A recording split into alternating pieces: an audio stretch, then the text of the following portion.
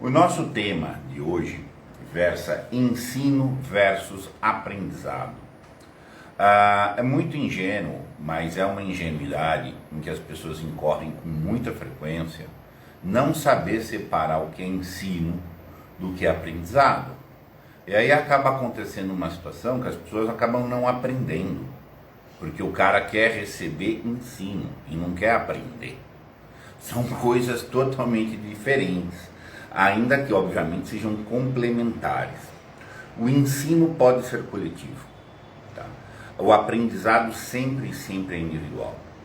A pessoa que não aguenta a solidão, tá? Ela nunca vai aprender nada. Isso, a rigor, é uma característica do analfabeto funcional. O maior problema do analfabeto funcional é a solidão. Não aguenta a solidão. Ele precisa de vínculo, precisa de aprovação, precisa de referência, precisa de instrução e ordem. Vamos lembrar uma coisa importante. O ato mais solitário que existe é a decisão. Se não há solidão, não há decisão. Porque decidir é ficar completamente sozinho. Aquele ato é único, é exclusivo, nos separa da totalidade das pessoas. Sempre que a gente decide. Posso fazer qualquer nível de decisão, inclusive uma interpretação. Uma interpretação de um texto. Qual é o sentido que eu vou atribuir a estes textos? Isso é um ato deliberativo. É o uso fino da inteligência. E é um ato extremamente solitário. Por isso, tantos e tantos analfabetos funcionais, porque eles não decidem e porque eles não interpretam um texto, porque interpretar o texto é uma decisão. Ele precisa saber o que o grupo achou, o que o chefe achou, o que não sei quem achou e etc. De tal maneira que ele precisa ser ensinado, mas ele não aprende, porque ao mesmo tempo que decidir é sozinho, tá? O aprendizado também é uma decisão. Tá? Então o camarada, quando só aprende decidindo, tá? Vou dar alguns exemplos aqui. Eu vou à aula. Quando eu vou à aula, eu sento, recebo uma aula. Essa aula pode ser coletiva. Via de regra, ela é uma atividade coletiva, o ensino. Eu sou passivo, junto com mais 10, 15, 20, 50 pessoas que estão ali. Ali alguém pode me ensinar. Me ensina, voz passiva. Ensina a nós. O professor chega lá, dá um conteúdo. Eu não aprendo o conteúdo porque um professor me fala, porque um professor expõe. Eu posso entender. E o entendimento é uma atividade que o ensino pode me prover, mas não o aprendizado. Se eu chego, assisto a aula, foi uma narrativa de um fato histórico, sei lá, Batalha de Waterloo, dia D, qualquer guerra, qualquer fato, descobrimento, não sei o quê. Eu posso entender como se desenrolou aquela narrativa. Posso entender a posição daqueles sujeitos, daquela situação, certo? Se o professor me explicar um teorema de matemática, eu vou entender na aula também. Tudo que você entende, vai para nós, tudo que nós entendemos, vai para a nossa memória, necessariamente. Só que para a nossa memória operacional. Quando eu dormir, vai embora. O entendimento não implica o aprendizado, que é aprender, ter para mim, assimilar, para eu saber sempre. O simples entendimento me mantém uma compreensão, me mantém uma posse muito precária desse saber que normalmente depois de um dia de sono foi embora. Porque essa é a estrutura neurológica. Eu tenho um monte de dados meramente operacionais que eu vou dormir. O cérebro no sono vai descartar aquilo que está colocado como meramente superficial operacional. E no dia seguinte eu não sei mais. Tá? Vagamente, uma coisinha assim, 2 ou 3 dias depois eu não sei mais. Tá? Quando nós dormimos, o cérebro vai fazer essa operação de descartar aquilo que é memória operacional e fará uma outra função. tirar elementos da memória operacional e jogar na memória de longo prazo. Nesse momento foi para a memória de longo prazo é que se deu o aprendizado. Aprender é isso, é pegar um saber e levá-lo para a memória de longo prazo. Internalizou. Nesse momento eu sou proprietário do saber. Na situação que o saber está na minha memória operacional, eu sou possuidor do saber. Posse é uma coisa precária. Se foi para minha memória de longo prazo, tá? Então eu sou proprietário, é meu aquilo ali. Eu vou carregar esse conhecimento para frente. Bom, tudo bem. E isso é o aprendizado. E isso é sozinho, porque o cume do aprendizado se dá no sono. Ponto. E é só eu que estou dormindo aquele sono. Esse processo está indo assim, muito bem, mas como é que eu faço isso acontecer? Você tem que ajudar o seu cérebro a funcionar assim. Você tem que ajudar o seu cérebro a saber a seletividade do que ele vai descartar e daquilo que ele vai reter. Então, nesse caso, você tem que fazer o seguinte. Primeiro, você tem que entender. Então, a aula entenda um assunto que lhe foi provido. Passivo, eu recebi uma instrução, que é um ensino. Agora, para eu aprender, eu tenho que fazer, depois da aula, um exercício sobre o assunto. Uma síntese sobre o assunto. Então, foi lá. Aprendi sobre a Batalha de Waterloo. Entendi aquele sujeito. Eu posso ir para casa e fazer um fichamento da obra, um fichamento do relato, parafrasear a explicação que eu recebi. Eu posso fazer uma síntese, essa síntese pode ser comparativa. Olha, em Waterloo aconteceu tal coisa, Napoleão se comportou desse jeito. Sei lá, numa guerra contra os persas, teve isso, tal, e etc, tal, mas aqui isso comparou igual, aquilo comparou diferente. Você deu uma atenção. Se essa atenção, tá?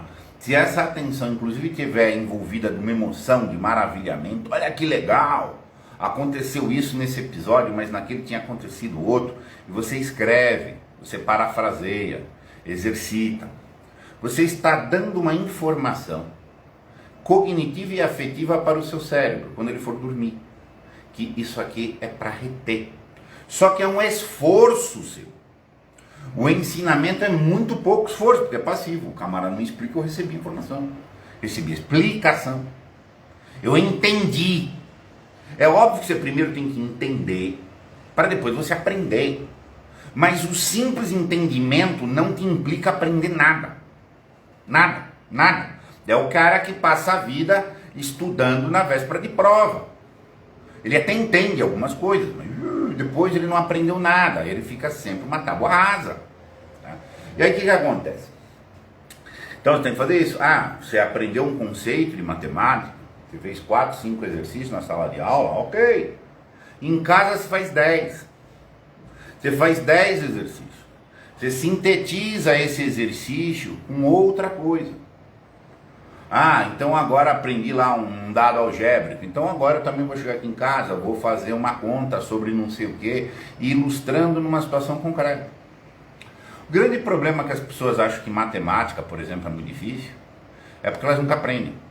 Elas simplesmente quando muito entendem. A matemática, diferentemente de outra... A matemática é uma disciplina muito fácil, porque ela é uma dedução meio lógica.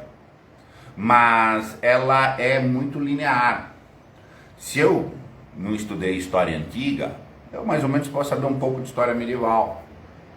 Se eu não preciso conhecer a história da literatura para entender um movimento modernista literário. A gramática tem um pouco de interdependência, mas tem algumas zonas mais soltas, mais autônomas. A matemática não. A matemática apresenta uma linearidade muito grande. Se o camarada não sabe um X conteúdo, os andares de cima não sobem. Não sobem.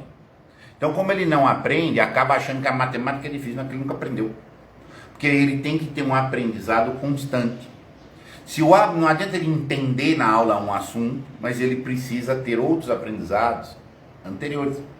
Então, assim, essa é uma divisão fundamental. O aprendizado sempre é solitário. Há de se preparar com um esforço. Esse esforço pode ser esforço é algo ativo, é da categoria da ação, tem uma dificuldade, tem que ter uma alocação, tem uma concentração. Mas ele pode ganhar contornos de desafio. Se o esforço também tiver contornos de desafio, ao cérebro é a melhor coisa. Porque existe um comprometimento interno. O desenvolvimento da inteligência, do insight, da capacidade de síntese, etc., sobremaneira depende das condições psíquicas internas do sujeito. Se ele se desafiou a algo, enquanto um movimento consciente que eu faço, estou desafiado a conseguir tal coisa, eu vou dominar esse conteúdo, assistir aula, então vou fazer exercício, vou fazer síntese, vou parafrasear, vou ensinar alguém sobre isso, etc. O que ocorre dessa atitude consciente é um aviso, tá? É um aviso para a minha estrutura neurológica. Durante o sono, pega esse conteúdo aqui e não descarta, porque ele é seletivamente importante. Coloque esse conteúdo na memória de longo prazo, ou seja, nos apropriamos disso daí. Tá bom? Quando essa apropriação se realiza, o saber não é perdido. Por que não perdeu? Qual a diferença que tem no cérebro? Tem a diferença igual você fazer musculação. Quando nós pegamos peso para hipertrofiar o músculo, nós estamos destruindo células musculares para que outras nasçam em crescimento. O cérebro é a mesma coisa. No momento em que esse dado, esse saber, é transferido para a memória de longo prazo, há uma destruição dos circuitos neuronais para que novos circuitos nasçam. Plasticamente o cérebro mudou. Sim, uma mudança inclusive plástica na estrutura neuronal. As sinapses vão fazer outros caminhos. Por isso que fica para sempre. Não só fica para sempre, como ele permite crescer mais, tá? E então o que acontece? Ele cresce mais, igual um músculo. Vai destruindo, ele vai crescendo, depois vai destruindo de novo, já num patamar mais alto, ele vai crescendo. Isso é o aprendizado. Igual eu tenho hipertrofia muscular. Se eu fizer a corrida, se eu fizer caminhada em baixa intensidade, ou seja, sem esforço, posso fazer o dia inteiro, todo dia. Ela não tem um aperfeiçoamento, uma assimilação pelo meu corpo, para que dali eu progrida. O corpo não aprendeu aquilo ali, não assumiu, não assimilou. Tá? Aprender de apreensão, de ter para si como dono. Tá? Mesma coisa com a inteligência. Eu posso assistir aula o dia inteiro. Mas você fez exercício? Não. Você refletiu? Não. Você fez sozinho? Não. Você parafraseou? Não. Você contou para alguém? Não. Então, você fica no jogo, que é o que acontece. As pessoas ficam girando em falso. O cara passa 10, 15, 20 anos na escola, teve muita aula, ele recebeu muito ensino, mas ele não aprendeu nada. Esse discernimento é extremamente relevante. Extremamente relevante. Receber ensino não é coisa que aprender. Receber ensino é a coisa passiva. Não existe possibilidade de progredir, tá? Não existe nenhuma possibilidade de progredir sem esforço individual. O diálogo, vou explorar um pouquinho aqui do diálogo. Eu posso dialogar comigo. Normalmente o inteligente dialoga demais consigo, por causa da estrutura da consciência. A nossa consciência, ela tem uma estrutura dialética consciencial, é uma estrutura dialética. Nós temos múltiplas vozes dentro de nós. Uma inteligência bem desenvolvida ativa essas vozes e faz uma associação entre elas. Quando nós estamos muito concentrados, há uma associação entre a pluralidade de vozes intraconsciente. Isso é estar concentrado. Tá? Estar disperso é uma dissociação das vozes da consciência. E esse processo associativo ou dissociativo das vozes interiores, tá? Pode ser chamado de meditação e etc. Tá? Esse diálogo, tá? É muito mais rico em tantas vezes do que o diálogo com outras pessoas. É óbvio que pode existir, que deve existir diálogo com as pessoas, mas tem uma falácia aí. Para que você bem dialogue com terceiros, e esse diálogo seja uma dialética progressiva e realmente edificante, as pessoas têm que ter uma maturidade muito grande. Ou eles vão ter supostos diálogos, em que esses supostos diálogos que a pessoa está querendo aprender, elas estão rixando, elas estão trocando afeto. Eu acho tal coisa, eu não acho não. Quem é você? Isso daí é ignorância. Isso aí oscila entre o achismo barato, entre a carência afetiva, expressão afetiva, só a expressão de afetos, não o trabalho de inteligência, ou rixa, mera rixa. Tá? Separar a condição. E aí? Você tem, não, o pensamento hoje tem uma falácia, coisa de imbecis. Porque a escola tem que dar pensamento crítico. Perfeito. Os pivete, piá, de 14, 15 anos, tem solução, debatendo os grandes problemas mundiais, as grandes questões. Tem uma aí, que até que é desse tamanho, a Greta Thunberg, eu acho que ela tem as opiniões, que vai debater com os líderes da humanidade. Que palhaçada, gente. Palhaçada, para que você possa participar de um diálogo, de uma dialética com terceiros, que tem o contorno edificante, você já tem que ter aprendido muita coisa, a dialogar consigo. Ah, mas você sabe separar o sujeito do predicado? Ah, você não sabe. Ah, você não sabe separar as funções sintáticas da oração? Não, não sei. Ah, entendi. Ah, você consegue perceber que você compõe um texto e que há um fluxo coerente, estático do sujeito, e de tal maneira que o objeto da discussão é permanente, não tem nenhuma porosidade. Não, você também não consegue. Não, tudo bem. Mas aí você quer debater. Aí você quer debater problemas mundiais, não é mesmo? Você quer debater os rumos do não sei o que, entendi. Então esse é o jogo do engano que você gosta. O cara fica dando opinião. Tá? Isso aqui é um pequeno opinião, como se fosse a prática de um aprendizado coletivo. Isso é escapismo, gente. Isso é escapismo do efetivo aprendizado que é solitário. Uma pessoa com uma maturidade de aprendizado pode realmente ter diálogos, ter dialética edificante, como já dizia Aristóteles. A dialética é um desenvolvimento da inteligência, mas você já está assumindo uma qualificação prévia. O mais importante aqui, gente, é ter uma clareza quando você recebe ensino, quando você aprende. Ok, a criança tem que receber isso de ensino e ir aprendendo. Aprendendo. O adulto, gente, tem que receber isso aqui de ensino e tem que aprender isso aqui. Assim que funciona, gente. Quando a gente é criança, é mais dependente do vínculo. O outro me deu, toma conta de mim, gosta de mim, valida minhas coisas.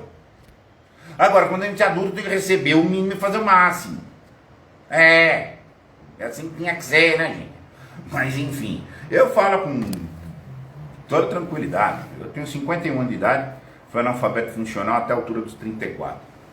Os 34 anos de idade, eu já era advogado, tinha 2 pós-graduações de especialização, tinha um MBA, tá? Tinha vários cursos, fiquei 10 anos fazendo curso de extensão em várias instituições de São Paulo. Ensino.